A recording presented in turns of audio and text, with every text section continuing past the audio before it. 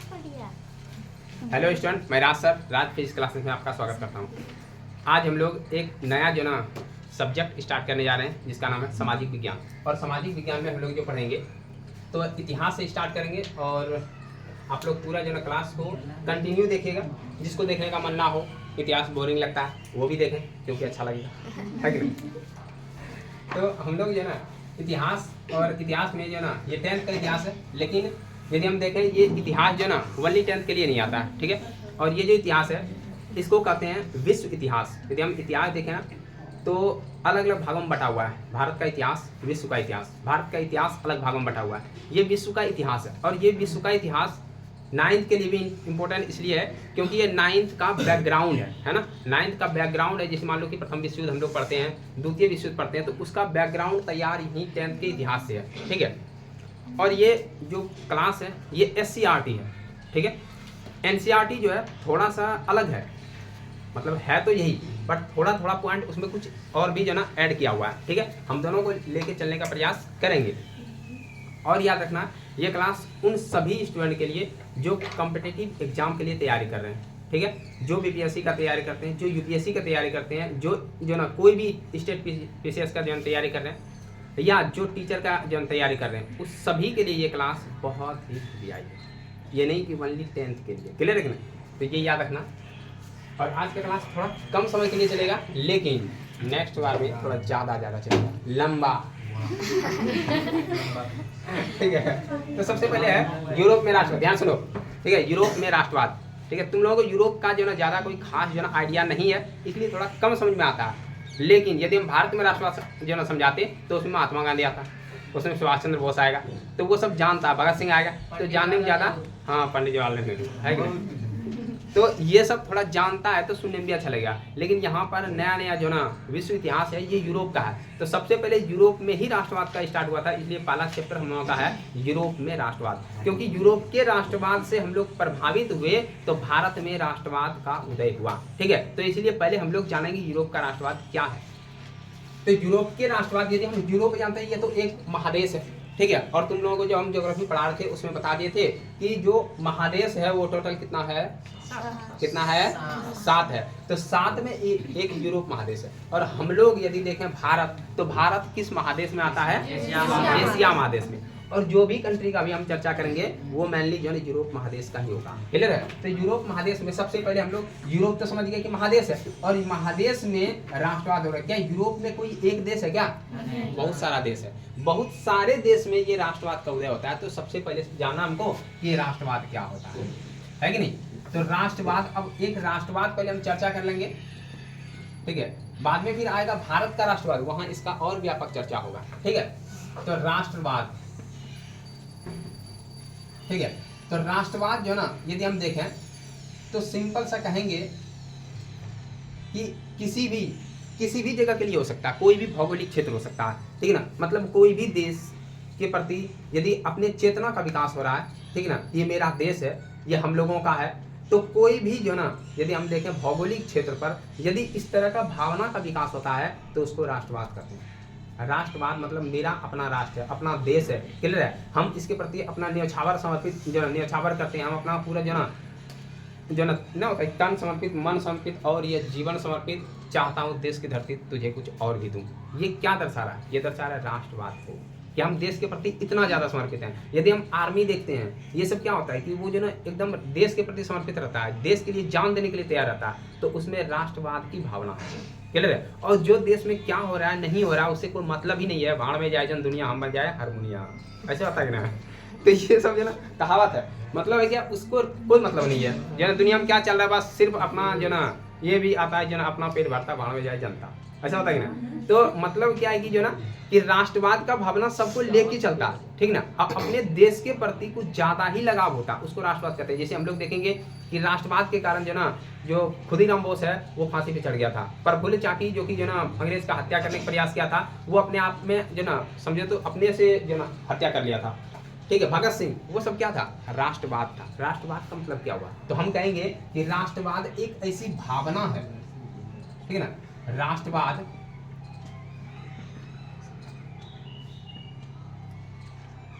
एक ऐसी भावना है, या तो कहें जो ना तुम्हारे किताब में दिया होगा कि राष्ट्रवाद किसी विशेष क्षेत्र के लिए, किसी विशेष भौगोलिक क्षेत्र के लिए राजनीतिक, सामाजिक, आर्थिक और धार्मिक चेतना का विकास करता है। समझ में आया?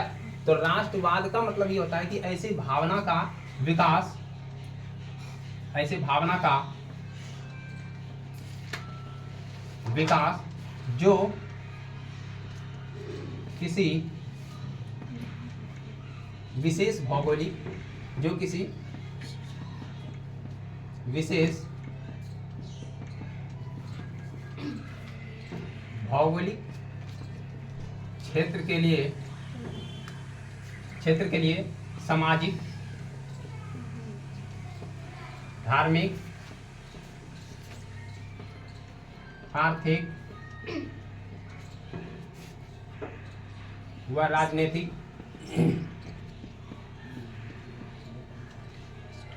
तो राष्ट्रवाद एक ऐसी भावना है, एक ऐसी भावना का विकास है जो किसी विशेष भौगोलिक क्षेत्र के, जो किसी विशेष भौगोलिक क्षेत्र के सामाजिक, धार्मिक, आर्थिक व राजनीतिक होता है। ठीक है ना, या तो है। ठीक है, यदि हम कहें तो राजनीतिक जो चेतना का विकास है, चेतना का विकास है। क्लियर है?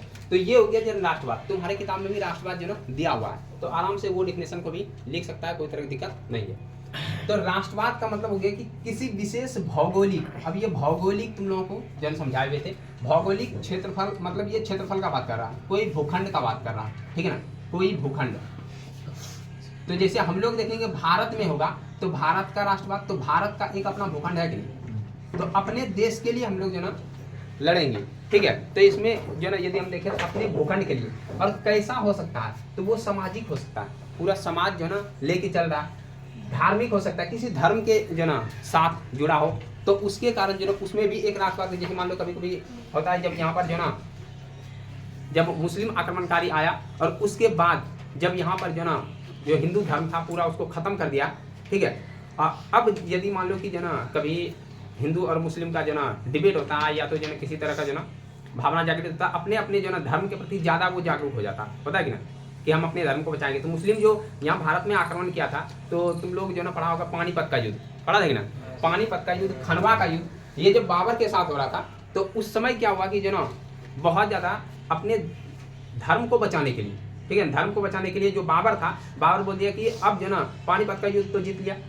जब बात आया दुगरा के खनवा का युद्ध जीतने के लिए, तब वहाँ पर जो ना जिहाद का नारा दिया था कि हम अपने धर्म को बचाएंगे, यदि आज खत्म हो गए तो हम लोगों का धर्म खत्म हो जाएगा यहाँ से। ठीक है, तो एक प्रकार का धार्मिक भी जो ना उसका राष्ट्रवाद ही तो हुआ, वो अपने जो ना लिए धर्म के लिए लड़ा। ठीक है ना, कि हम यहाँ से यदि निकल जाएंगे तो हम लोग खत्म हो जाएंगे। ठीक है, तो कोई आदमी जो ना धार्मिक रूप से भी जो ना राष्ट्रवाद की भावना को दर्शाता है, कोई आर्थिक रूप से राष्ट्रवाद का मतलब क्या हुआ कि यहाँ पर जो ना हम लोग देखते हैं, जब भारत में देखें जो ना अंग्रेज जब आया तो आर्थिक रूप से भारत का दोहन किया।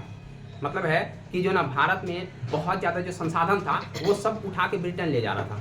ठीक है, तो ये क्या हुआ, आर्थिक रूप से दोहन हुआ भारत का। तो भारतीय लोग समझा कि अरे यहाँ का सारा यदि उठा के सामान ले जाएगा, जो ना सारा जो ना जो संसाधन है वो ब्रिटेन ले जाएगा, तो हम लोगों के देश के पास बचेगा क्या, तो हम लोगों का देश तो खोखला हो जाएगा। तो इसीलिए यहाँ पर यदि हम देखें तो आर्थिक जो ना संबंधित भी रहा जो ना। उसके बाद है राजनीतिक जन विकास। यदि राजनीतिक के रूप में देखें तो भारत में जो राजनीतिक में जो भाग, मतलब उस समय जब देश गुलाम था, तो उसमें जो यहाँ पर सारा राजनीतिक एक्टिविटी जो हो रहा था वो अंग्रेजों के द्वारा। तो लोगों को लगा कि भारत तो मेरा देश है। ठीक है, तो फिर अंग्रेज काम क्यों शुरू। तो यहाँ पर यदि हम देखें तो एक तरह का राजनीतिक रूप से भी जो ना राष्ट्रवाद का भावना जग गया। तो राष्ट्रवाद किसी भी तरह का हो सकता है, सामाजिक हो सकता है, आधार्मिक हो सकता है, आर्थिक हो सकता है, राजनीतिक हो सकता है। इस सभी के लिए जो ना चेतना का विकास होना राष्ट्रवाद है। ठीक है ना, मतलब राष्ट्रवाद कहें तो राष्ट्र के प्रति, देखो शॉर्ट में यदि कोई पूछे तो राष्ट्रवाद क्या है, तो बोलेंगे किसी राष्ट्र के प्रति चेतना का विकास। चेतना का विकास, चेतना मतलब हो गया बुद्धि, है ना, कि बुद्धि का विकास हो रहा है, हमको सोचने समझने का क्षमता विकास हो रहा है। ठीक है, तो उसको क्या कहेंगे, राष्ट्रवाद। बोलो यहाँ राष्ट्रवाद समझ में आए कि नहीं। यूरोप तो जान रहा महादेश है, अब यूरोप में बहुत सारा देश है, वहां पर अपने अपने देश के प्रति राष्ट्रवाद का जो ना उदय हुआ। ठीक ठीक है ना। तो अब ये राष्ट्रवाद यदि हम देखें, राष्ट्र के प्रति जागृत हुआ, थोड़ा सा वो जाना, अपने देश को जो ना समझने लगा, ठीक है, तो अपने देश के प्रति चेतना का विकास हुआ, ठीक है, तो इसको राष्ट्रवाद कहे। अब यहाँ से देखते हैं, ध्यान सुनो, हल्ला नहीं करो, ठीक है। तो यहाँ से हम देखते हैं कि राष्ट्रवाद का विकास हुआ कैसे, क्लियर है कि नहीं। तो यूरोप में राष्ट्रवाद का विकास, पहले देखें राष्ट्रवाद क्या है, उसके बाद अब देखते हैं कि यूरोप में राष्ट्रवाद कैसे, क्लियर है। तो हम लोग देखेंगे ना, यूरोप में राष्ट्रवाद का विकास, यूरोप में राष्ट्रवाद का विकास। अब यहाँ सबसे पहले जानते हैं कि यूरोप में जो ना उस समय चल क्या रहा था राष्ट्रवाद के पहले, ठीक है। तो यूरोप यदि हम देखें तो सबसे पहले छोटा सा एक जो ना, एक तुम लोगों के लिए जो ना मैप बना रहे हैं, ताकि ये लोकेशन जिसको नहीं पता है कि यूरोप है कहाँ तो वो समझना। तो ये सबसे पहले ग्लोब बना दिए, ध्यान सुनो, पगला गया तुम, जहाँ दर्शा रहा है तुम्हारे पास वहाँ मैप है तो हाइकी है, वो तो सब जान रहा है, गधा। और यदि एक नंबर गधा है, कब देखो यहाँ हाइकी है तो यहाँ है, यहाँ तो यहाँ समझो पहले ये ग्लोब हो गया। तो हम देखेंगे इसमें 7 महादेश है, कितना महादेश 7। और ये कौन सा रेखा है, विश्वत रेखा, कर्क रेखा। देखो सब कपड़ी उलट पुलट हो गया, तो ये है विश्वत रेखा, हम कहें तो इसको भूमध्य रेखा, और इसको बताए थे 0 डिग्री अक्षांश, बताए थे ना। अब देखो यहाँ से बताए थे ये है कर्क रेखा, अब हमको यहाँ कर्क रेखा से भी मतलब नहीं है, क्लियर है ना। हम 7 महादेश को दर्शाते हैं जल्दी जल्दी, ठीक है। तो सबसे पहले यदि हम देखें तो यहाँ बनाते हैं, यहाँ बताते हैं उत्तरी अमेरिका, है ना। तो यहाँ किसी तरह जो ना फालतू फालतू ऐसा बनाते हैं, तो अभी हम उतना मैप पे ध्यान नहीं दे रहे हैं, ठीक है। अब यहाँ से जो ना यह अफ्रीका,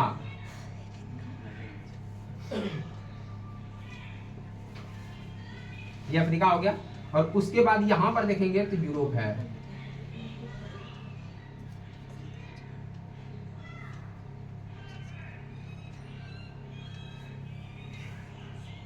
यूरोप है। और यहाँ पे यूराल पर्वत, क्लियर हुआ, यहाँ क्या है यूराल पर्वत। यूराल पर्वत ही यूरोप को जो है एशिया से अलग कर देता है, ठीक है। अब एशिया इधर देखें तो जितना भी है ये रूस का ऊपर में भाग है, और रूस का कुछ भाग यहाँ है ऐसे करके, है ना। तो रूस का ये वाला भाग, तो यहाँ पर रूस का राजधानी है मास्को, क्लियर हुआ। तो मास्को जो राजधानी है वो यूरोप में है, लेकिन रूस का जो टोटल हिस्सा है वो कहाँ है, एशिया में। मतलब समझो कि जैसे मान लो कि कोई आदमी है, उसको लेटा दो ऐसे करके, क्लियर है, समझ में आया। अब देखो ये जो मुंडी है इसका, है ना, ये जो ना इसका सिर है ये चला गया यूरोप में, ठीक है। और इसका जो बॉडी है टोटल ये कहाँ है, एशिया में।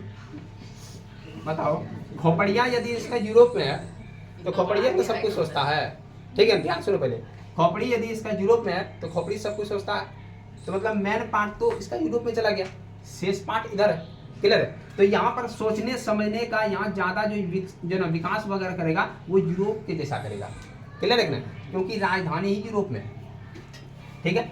और ये भाग देखें तो थोड़ा सा ही इसका यहाँ है, और उसके जितना भी पार्ट है वो टोटल कहाँ है, एशिया में। तो एशिया में यूरोप का जो ना रूस का जो हिस्सा है उसको कहते हैं साइबेरिया। तो ये कभी कभी जो ना कंपटीशन में पूछता है कि एशिया में जो रूस का हिस्सा है उसको क्या कहते हैं, साइबेरिया कहते हैं। तो ये याद रखना, साइबेरिया पूरा ठंडा प्रदेश इधर है ना, रूस का ठंडा प्रदेश है। अब देखो फाइनली ये भी यूरोप में शामिल है, ये ऐसा महादेश है जो दोनों महादेश में है, सॉरी ऐसा देश है जो दोनों महादेश में है, क्लियर है। यूरोप में भी है, एशिया में भी। कुछ ऐसा और भी देश है जो यूरोप और एशिया में दोनों में है, जैसे तुर्की, ये भी यूरोप में है और एशिया में भी है, क्लियर है। तो यहाँ पर देख लीजिए, तो यहाँ देखो ये अब यहाँ पे है ऑस्ट्रेलिया, ठीक है, यहाँ बताए थे ऑस्ट्रेलिया, ठीक है। और यहाँ बताए थे अंटार्कटिका, क्लियर है। तो टोटल 7 हुआ, छूट गया कुछ, 6 होगा, एक और कहाँ चला गया, 1 2 3 और 1 4 5 6, पगला गई बारे 7 हो गया कि नहीं, 6 हो गया, ठीक है। साथ में देखो ये वाला जो हिस्सा है चर्चा हम यहाँ का कर रहे हैं, ये यूरोप का, क्लियर है ना, ये है यूरोप का हिस्सा और चर्चा किसी का हो रहा है, ठीक है। तो ये लोकेशन समझ में आ गया ना कि यूरोप किधर है। बड़ा बहुत ज्यादा तुम होशियार बन रहा, नहीं हम भी वही तुमको बोल रहे हैं कि तुम दूसरे को बोल क्यों रहा है, तुमको समझ में आना चाहिए कि अभी जस्ट हम बोल दिए कि क्लास में एकदम प्रॉपर ध्यान दो। जो घर में नहीं पढ़ता है वो सिर्फ क्लास में भी देख लेगा ना तो याद हो जाएगा, लेकिन नहीं करो बहस, मूड खराब हो जाएगा तो बस स्टार्ट कर देंगे, उसमें लेना बढ़िया से। देखो ये हो गया यूरोप महादेश और चर्चा किसका हो रहा है, यूरोप का, ठीक है ना। तो यूरोप का चर्चा हम देखें तो यहाँ है अफ्रीका, ये है जो ना दक्षिणी अमेरिका, ये है उत्तरी अमेरिका, ये है ऑस्ट्रेलिया और ये है अंटार्कटिका, ये है एशिया। तो चर्चा किसका कर रहे हैं, यूरोप का। अब ध्यान सुनो, ठीक है, कि यूरोप में राष्ट्रवाद का उदय हुआ कैसे। तो हम देख लिए यूरोप कहाँ है, ठीक है ना, राष्ट्रवाद क्या है और राष्ट्रवाद का विकास कैसे होगा। अब यहाँ हम लोग देखते हैं कि यूरोप में यदि इस जो ना इस हिस्सा में देखें, ध्यान से सुना, और यहाँ पर है तुम्हारा ब्रिटेन बैठा हुआ, क्लियर है। तो ये जो हिस्सा है टोटल, ठीक है, इस सब में चल रहा अभी राजतंत्र। कौन सा तंत्र, राजतंत्र चल रहा है, मतलब यहाँ राजा का शासन चल रहा है। और मेनली यदि देखें तो जो ये छोटका देश है ना, इंग्लैंड है ना, इंग्लैंड यदि इसको कहें तो जो ना ग्रेट ब्रिटेन कहेंगे, great Britain, great Britain, great Britain का हिस्सा है इंग्लैंड, क्लियर रखना। अब ये जो इंग्लैंड है यदि हम ब्रिटेन कहें तो ये उस समय मैक्सिमम जो ना दुनिया के मैक्सिमम हिस्सा पर कब्जा करके बैठा हुआ, क्लियर है। अब यही शासन चला रहा। अब देखो इतना सा का देश है, भारत जैसे बड़ा देश पे ये भी जो ना शासन करके बैठा हुआ। इधर अफ्रीका पर भी जो ना तुम लोग 9th में पढ़ाए थे कि यहाँ पर श्वेत और श्वेत का जो ना चल रहा था, खेल चल रहा था ना, श्वेत और श्वेत। तो अश्वेत जो ना अफ्रीका के लोग को कहते थे और श्वेत जो ना अपने आप को कहता था। तो यहाँ पर रंग भेद का नीति चलता था। और तुम लोगों को पढ़ाए थे नेल्सन मंडेला, वो जो ना अश्वेत के लिए लड़े भी थे और उसको इंग्लैंड वाला जो ना मतलब जो श्वेत था उसको उठा के 28 साल तक जेल में रखा था, उसके बाद छोड़ा था। और नेल्सन मंडेला पहला अफ्रीका का जो ना, यदि दक्षिण अफ्रीका के देखें तो पहला यहाँ का राष्ट्रपति भी बनता है। महात्मा गांधी जब गए थे प्रिटोरिया से लंदन जो ना, जब प्रिटोरिया से जो ना कहाँ जा रहे थे, हेम्स ये क्या नाम था, प्रिटोरिया से डरबन, डरबन से प्रिटोरिया जब जा रहे थे, ठीक है, तो महात्मा गांधी को निकाल के फेंक दिए थे ट्रेन से, है कि ना, कहाँ, पिट्सबर्ग के पास। तो महात्मा गांधी सोचे हम भारत जाएं कि जो ना घोर अपराध का जो हमको बेइज्जती किया है उसका बदला लें, क्लियर है। तो वहाँ पर गांधी जी फिर रंग भेद की नीति पे जुड़ जाता है, क्लियर है कि नहीं। तो बहुत ज़्यादा खेल चल रहा है। अब ये यूरोप, ये छोटा सा देश है जो ना इंग्लैंड, और ये इस पे भी कब्जा करके बैठा हुआ है। उत्तरी अमेरिका में यदि हम देखें कनाडा पे जो ना, कनाडा पे तो कब्जा करके बैठा था जो ना फ्रांस, लेकिन यूरोप वाला भी था। और उसके बाद अमेरिका देखें, अमेरिका पे भी ये कब्जा करके बैठा। मतलब दुनिया के हर जो ना एक देश वो जो ना ब्रिटेन के कब्जा में था, क्लियर है। तो इसलिए कहता था सूरज जहाँ से अस्त होता है, जहाँ से उदय होता है, जहाँ तक अस्त होता है वहाँ तक ब्रिटेन का शासन था, क्लियर है। तो मतलब पूरा ब्रिटेन का ही जो ना पूरा शासन था। अब यहाँ पे जो यूरोप है, यूरोप में मैक्सिमम देश पे ब्रिटेन का शासन है, ठीक है। और ब्रिटेन के अलावा जो यूरोप में यहाँ पर है उसमें ऑस्ट्रेलिया भी कब्जा करके बैठा हुआ है, ठीक है। जो फ्रांस है, फ्रांस भी कब्जा करके बैठ रहा। तो ये सब जो ना लोग में धीरे धीरे जो ना राष्ट्रवाद की भावना को प्रज्वलित किया। ये करने वाला था नेपोलियन, बताइए कि ना, नेपोलियन, ध्यान से सुनना।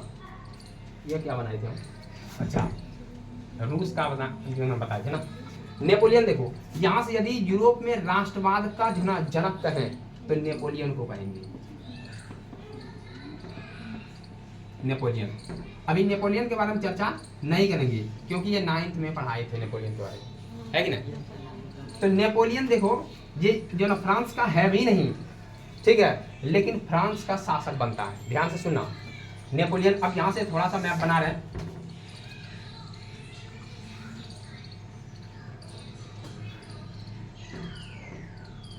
ताकि फ्रांस के बारे में जो ना ठीक ठाक से समझा सकें।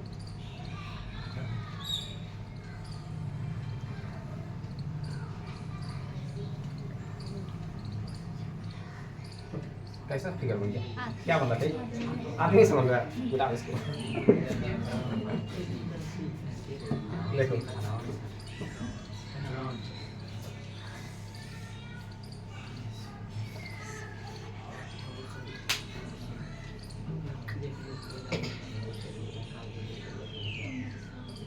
ऐसे ऐसे करके ये फिर से इधर डाल दिया।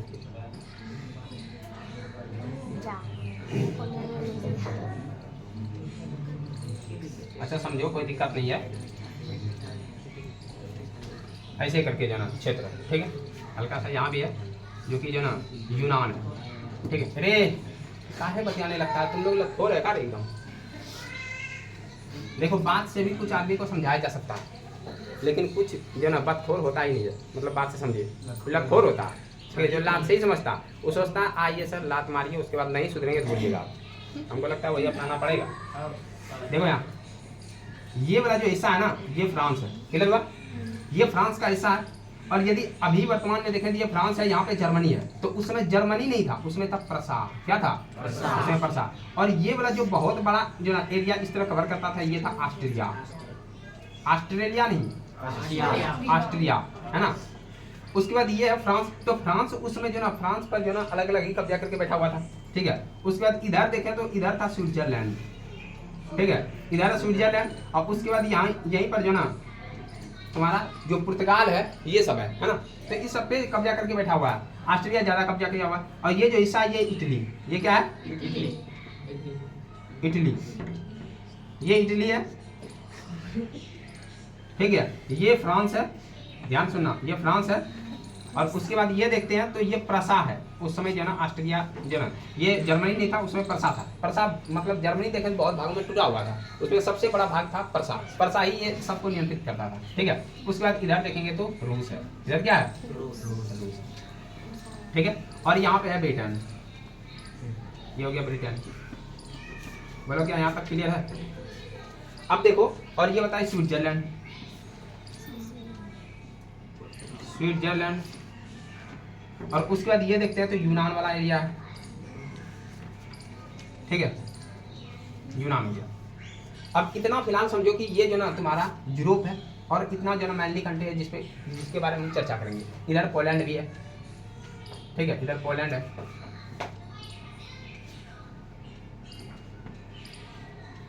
पोलैंड देखो, और ये ऊपर वाला जो दिख रहा है, ये वाला जो बनाया हुआ है, ये हिस्सा, ये वाला। ठीक है, ये है नॉर्वे। ठीक है, बहुत सारे देश है अभी जो वर्तमान यदि बताएंगे तो ये नॉर्वे है, स्वीडन है, फिनलैंड है, डेनमार्क है, जो ना बहुत सारे जो ना एस्टोनिया, लाटविया, लिथुआनिया, बहुत सारा जो देश है। ठीक है, तो नॉर्वे। अब ध्यान से समझना पहले कि हुआ क्या जो ना यूरोप में। अब यहाँ पर जो ना, यहाँ जो ना शासक बनता है नेपोलियन। कौन बनता है? नेपोलियन। अब ये जो नेपोलियन है, जब यहाँ फ्रांस का जो शासक बनता है, उसके बाद अब नेपोलियन के पहले यहाँ पर राजवंश है बुर्बो राजवंश। कौन सा राजवंश? नेपोलियन से पहले, इससे पहले फ्रांस का जो ना शासक, फ्रांस का शासक बुर्बो राजवंश का था।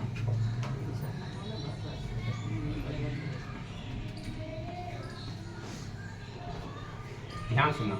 अब ये बुर्बो राजवंश को हटा के फ्रांस के गद्दी पे बैठता कौन? नेपोलियन। नेपोलियन बहुत ही महत्वाकांक्षी व्यक्ति था, क्लियर है। और नेपोलियन जो ना यहाँ पर जब फ्रांस को जीतता है, ठीक है ना, फ्रांस में जब ये जो ना शासक बनता है, तो उसके बाद क्या करता है, ये धीरे धीरे अगल बगल के क्षेत्रों को जीतने लगा। ठीक है, अब फ्रांस में क्या किया, फ्रांस में बहुत ज्यादा जो ना लोगों को छूट भी दिया। जैसे नेपोलियन जब आया तो सबसे पहले 1804 में नेपोलियन संहिता लाया। ठीक है ना, 1804 में एक जन संहिता बनाया, नेपोलियन संहिता। संहिता मतलब होता है नियम कानून, है ना। तो नेपोलियन अपना नियम कानून लाया। ठीक है, इसके कारण क्या होता है कि नेपोलियन बहुत सारे वर्गों को छूट देता। क्या देता है? छूट देता है। जैसे यहाँ पर देखो, जो जमींदारी प्रथा था उससे छूट दिया। जमींदारी प्रथा यदि हम देखें तो बहुत सारा जो है यहाँ पे नेपोलियन काम करता है। जैसे जमींदारी प्रथा को खत्म करता है। ठीक है, जमींदारी प्रथा को थोड़ा सा जो ना प्रथा खत्म करने में जो काम करता है। दूसरा, किसानों को छूट देता है, किसानों को छूट देता है यहाँ पर। ठीक है ना, उसके बाद देखें, और जैसे मान लो कि दास प्रथा था, उस पर काम करता है। दास प्रथा गुलाम बनाता था पहले आदमी, तो इस पे काम किया। उसके बाद लोगों को जो ना मतलब बहुत सारा अधिकार दिया, जैसे मताधिकार था, समान मताधिकार, पूरा तो नहीं था लेकिन समान मताधिकार का अधिकार दिया, मताधिकार। उसके बाद प्रेस को जो ना स्वतंत्र बनाया, प्रेस को आज़ादी दिया। ठीक है, मतलब क्या है कि लोग यहाँ स्वतंत्रता का जो ना मतलब स्वाद चख रहा है। कि जब यहाँ स्वतंत्र हुआ, प्रेस को आज़ादी मिला, तो प्रेस स्वतंत्र हो गया, वो कुछ भी बोल सकता है, कुछ भी लिख सकता है ना। यहाँ पे मताधिकार का जो ना अच्छा जो ना समान प्रयोग किया गया है, कुछ ही किया गया था, ज़्यादा नहीं था, ठीक ना। दास प्रथा खत्म किया, किसानों को राहत मिला, जमींदारी प्रथा में जो ना कुछ सुधार किया, और उसके बाद बहुत सारा ऐसा है जो बहुत सारा और भी जो ना मतलब इस सब को छूट दिया, और जो ना मतलब कि इससे क्या हुआ कि जो ना जनता वहाँ खुश हो गया, ठीक है। अब क्या किया नेपोलियन, अब कुछ ऐसा भी जो ना काम किया था, जैसे मान लीजिए शासक है, क्लियर है, जनतंत्र वहाँ अभी चल रहा है, जो ना जनतंत्र नहीं चल रहा है, बल्कि वो जो ना राजतंत्र है, ठीक है। लेकिन यह नेपोलियन अलग से शासक बनता है, ये फ्रांस का नहीं है, क्लियर है। तो नेपोलियन जो बहुत ज़्यादा छूटता है तो लोगों को अच्छा भी लगने लगता है, ठीक है। और नेपोलियन क्या करता है दूसरा, तो यहाँ पर देखो क्या राष्ट्र जो ना धीरे धीरे जो ना यहाँ लोगों को जनतंत्र का जो ना यदि देखें तो लोकतंत्र का भनक लग रहा है कि नहीं लग रहा है, थोड़ा थोड़ा यदि हम देखें तो फ्रांस आज़ाद हो चुका है 1789 में, फ्रांस की क्रांति पढ़ाई देख रहे हैं। तो यहाँ पर जो ना अब देखें नेपोलियन, तो नेपोलियन और काम क्या करता है, नेपोलियन ध्यान सुना कि अब ये फ्रांस का जो ना क्षेत्र बढ़ा रहा है, जैसे ये वाला हिस्सा को जीत लिया, ठीक ना, ये वाला हिस्सा को जीत लिया, ये वाला हिस्सा को जीत लिया, अब मतलब बगल बगल जो क्षेत्र में है अगल बगल, तो इसको भी जीतने का जो ना काम करने लगा। तो अब बताओ कि इसके जीतने के कारण ये देश वाला टेंशन होगा कि नहीं, समझ में आया। तो यदि ये देश को टेंशन हुआ तो यहाँ का जो व्यक्ति सब है, ठीक है ना, क्या इसका विरोध करेगा कि नहीं। यदि विरोध करेगा तो विरोध करने का मतलब हुआ कि हम अपने देश के प्रति जाग रहे, क्लियर है। तो धीरे धीरे यहाँ पर, और यहाँ का जो लोग है अंदर में भी विद्रोह कर रहा है कि फ्रांस में इतना जनता को जो ना सहूलियत मिला है और हम लोगों को नहीं मिला। तो यहाँ का जनता भी गुस्सा में है, धीरे धीरे गुस्सा पनप रहा है कि फ्रांस में कितना अच्छा शासक है, बहुत सारा छूट दिया हुआ है, बहुत सारा जो ना मतलब जनता का सहयोग कर रहा, अच्छा काम कर रहा, क्लियर है। तो इस सब को देख के इस सब का जो ना यहाँ पर विद्रोह स्टार्ट हो गया, और बाद बाकी ये सबको जीत भी रहा था ये क्षेत्र को, तो जिसके कारण राष्ट्रवाद का बनवा धीरे धीरे प्रबल होता है, क्लियर हुआ। और अपने जो ना अधिकारों को भी अब जनता समझने लगा, तो जनता विरोध करेगा, करेगी ना। पहले इससे पहले नेपोलियन के पहले कौन सा व्यवस्था था यहाँ, तो ध्यान से सुनना, यहाँ का सामंतवादी, कौन सा व्यवस्था था, सामंतवादी। यहाँ पर था राजतंत्र, राजतंत्र यहाँ पर है जो ना यदि देखें तो जो जमींदारी वगैरह है ना, अभिजात्य वर्ग को बढ़ावा मिला हुआ है, अभिजात्य वर्ग को बढ़ावा, मतलब जो उच्च कोटि के लोग हैं, ठीक है ना, उसको ज्यादा छूट मिलता है और निम्न कोटि को उसको नहीं। दूसरा कि जो अभिजात वर्ग को छूट मिलने का मतलब है कि वो टैक्स भी नहीं भर रहा, ठीक है ना, टैक्स भी बहुत कम भर रहा, और जो जनता जो कमजोर है, जो ना ज़्यादा जनसंख्या में है, जिस जो ना जो अभिजात वर्ग नहीं है उस पर ज़्यादा टैक्स भी लगा दिया है। तो उस समय जो ना पुरातन व्यवस्था चल रहा है, जो एकदम पूरा जो ना राजशाही की तरह, यहाँ जो जन राजा कह दिया वही चलेगा, क्लियर है। नेपोलियन से पहले, नेपोलियन जब आया तो ये धीरे धीरे खत्म किया, ठीक है, मतलब यहाँ रूढ़िवादी शासन चल रहा है। कौन सा शासन, रूढ़िवादी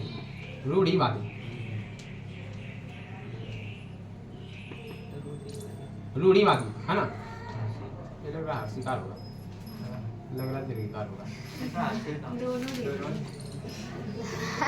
खोज लेना जैसा लगेगा तो वहाँ। तो रूढ़िवादी जो ना यहाँ शासन चल रहा है, मतलब है कि पुराने ख्याल का, क्लियर है, जैसा एकदम जनता को दबा के रखा हुआ है, ठीक है, जैसे एकदम जो ना दास प्रथा गुलाम बना के रखा वैसे शासन कर रहा।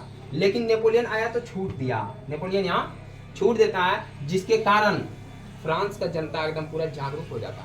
धीरे धीरे फ्रांस के साथ साथ अलग देश का जो भी जो ना था, फ्रांस को देख के सीख रहा है, क्योंकि देख के आदमी ज्यादा सीखता है कि ना।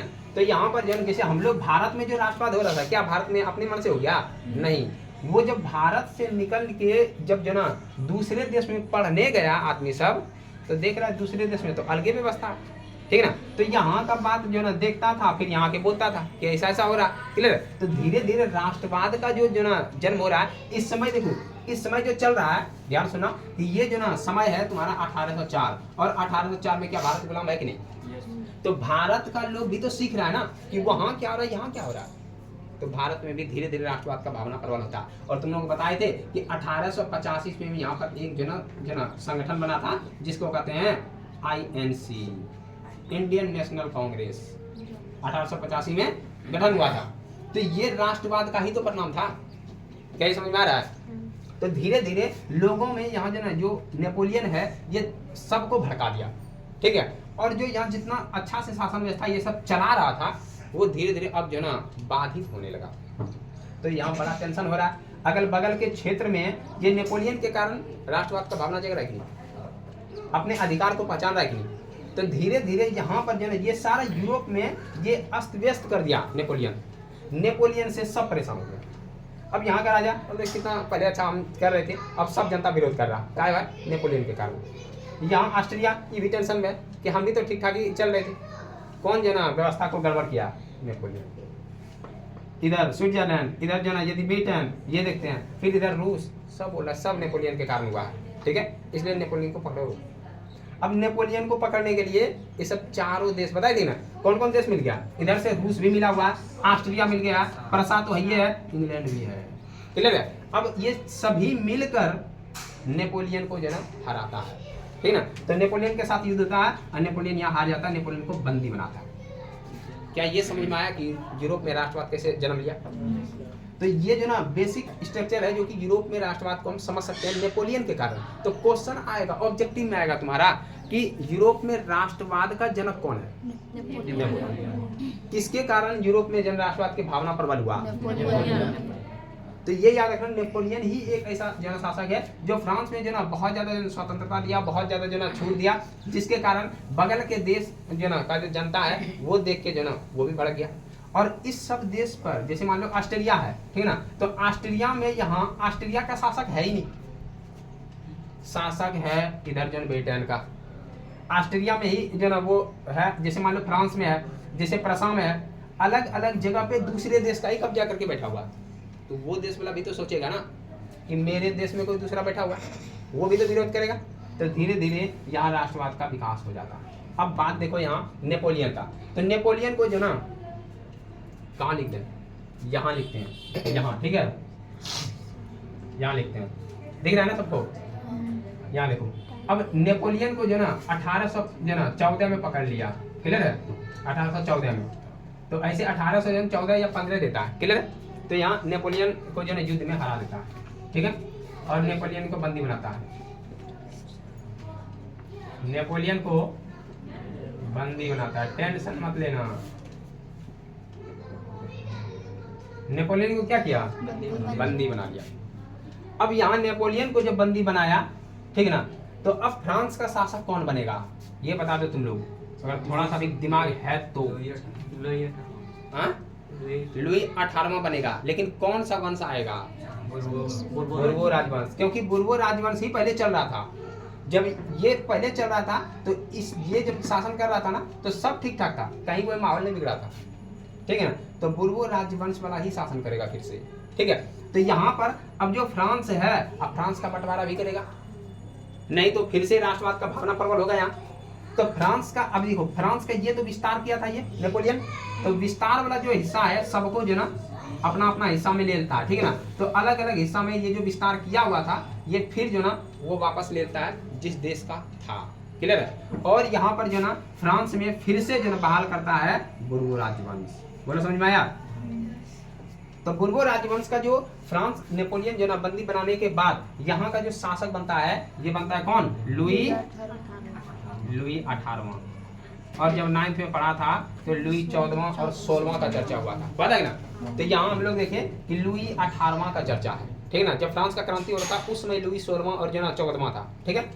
यहाँ पर देखिए लुई 18वां जो ना शासक बनता है यहाँ पे बुर्बो राजवंश। लेकिन लुई 18वां समझ चुका था कि हमको पुरातन व्यवस्था को थोपना नहीं है, है ना, पुरातन व्यवस्था में रिलीफ भी देना है, और नहीं तो जनता जो ना जागरूक हो गया कभी भी मसल सकता है ना। तो कभी भी हमको जो ना भगा सकता है गद्दी से, इसलिए जनता क्या है? जागरूक है। तो यहाँ पर लुई 18वां थोड़ा सा जो ना जो रिलीफ है वहाँ जनता को देता है, लेकिन पुरातन व्यवस्था को ही जो ना जैसे मान लो कि जो ना ये पुरातन व्यवस्था है और ये जो ना मतलब नेपोलियन के द्वारा बनाया गया, तो ये लुई 18वां बीचों बीच चल रहा था एकदम कि कोई तरह की दिक्कत ना हो, है ना। तो बीचों बीच यदि ये सीधा इस जो ना लाइन पे आ जाता तब तो फिर विद्रोह होता, सीधा इस लाइन पे रहता तो फायदा क्या नेपोलियन को हटाने का? क्या समझ में आएगी ना। तो नेपोलियन वाला ये है, ये था बुर्बो राजवंश जो पहले चल रहा था, ठीक है।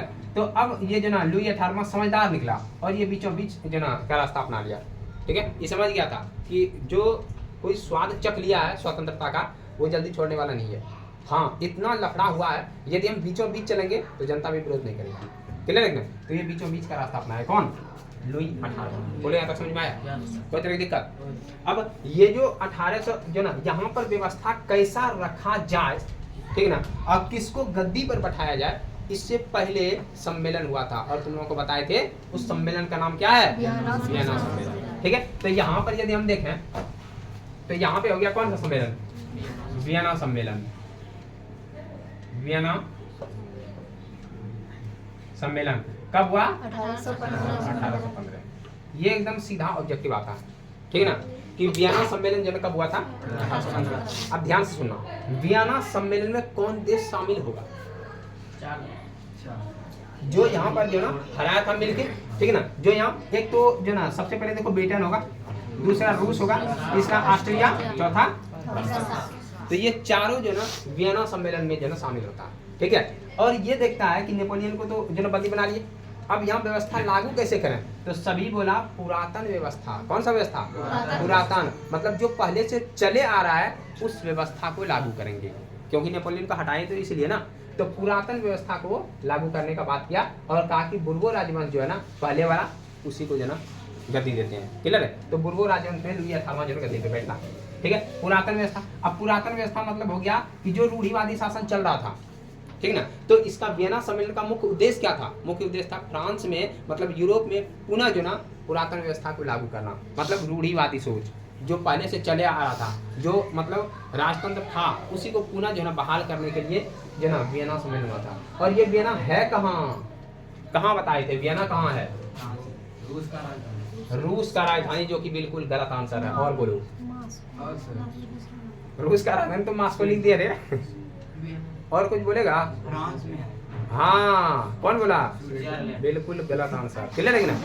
तो अब बचा क्या? ऑस्ट्रिया ना, यही नहीं बोलेंगे, जो कि बिल्कुल सही आंसर है, ठीक है। मतलब सबको तो देखिए लिया कि फ्रांस तो बोलने नहीं करेंगे, है ना, ये नहीं बोलेंगे इधर इधर चलिए इधर, तो आइए ना, तो यही। तो ऑस्ट्रिया का जो राजधानी है वो वियना है। क्लियर है? तो वियना में ही सम्मेलन किया था और बताए थे कि वियना सम्मेलन में यहाँ का ऑस्ट्रिया उसमें ज्यादा जो ना शक्तिशाली है। क्लियर है? तो ऑस्ट्रिया का जो शासक था, और तुम लोगों को बताए थे ऑस्ट्रिया का शासक कौन था? हाँ, चार्ल्स ड्यूक मेटरनिक, इसका नाम था ना, चार्ल्स ड्यूक, चांसलर ड्यूक, ऐसे दिया होगा, चलो चांसलर ड्यूक मेटरनिक। अब देखो ये जो मेटरनिक है, ये मेटरनिक यहाँ पर जो ना ये मुख्य यदि अध्यक्ष बोले तो इसके ही जो ना अध्यक्षता में ये जो ना सम्मेलन हुआ और ड्यूक मेटरनिक ने कहा कि पुरातन व्यवस्था को लागू करेंगे। ठीक है, यदि पुरातन व्यवस्था को लागू किया तो मेटरनिक ने अपना व्यवस्था बताया कि ऐसे ऐसे जो नियम कानून बनेगा। क्लियर है ना? तो बताओ क्या ये वियना सम्मेलन जब हुआ तो किस युग का अंत हो गया? नेपोलियन युग का अंत हो गया, क्योंकि नेपोलियन जो युग चला रहा था, नेपोलियन जहाँ तक शासन किया उसको कहें नेपोलियन युग, और यहाँ से फिर कौन सा युग स्टार्ट होगा? मेटरनिक युग। क्लियर है? तो मेटरनिक जो अपना नियम कानून बनाया ये चला 1848 तक, ठीक है। लेकिन 1848 तक में जो इसमें बहुत सारा बात ऐसा बोला गया था जो उदारवादी के लिए ठीक था, मतलब कहें तो जो नेपोलियन का बात भी कुछ माना गया था। क्लियर है? तो यहाँ से मेटरनिक युग चलता है, ठीक है ना। मेटरनिक युग के समय भी कुछ क्रांति होता है और उसी क्रांति का परिणाम होता है जुलाई 1830 का क्रांति। क्लियर है? और उसके बाद हम लोग देखेंगे 1848 का क्रांति। ठीक है, तो ये जो दो क्रांति होता है मेटरनिक युग के समय होता है, और 1848 का जब क्रांति होगा तो मेटरनिक युग खत्म हो जाएगा। क्लियर हुआ? तो ये बोलो, यहाँ तक में कोई दिक्कत है? नहीं। अब यहाँ से किसी को जाना भी है कि नहीं?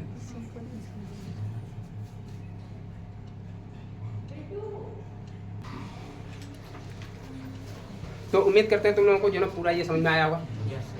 तो ये जो ना टोटल जितना भी बात बोले इसको समझना और किताब को सामने रख के जो ना क्लास करना, ठीक है।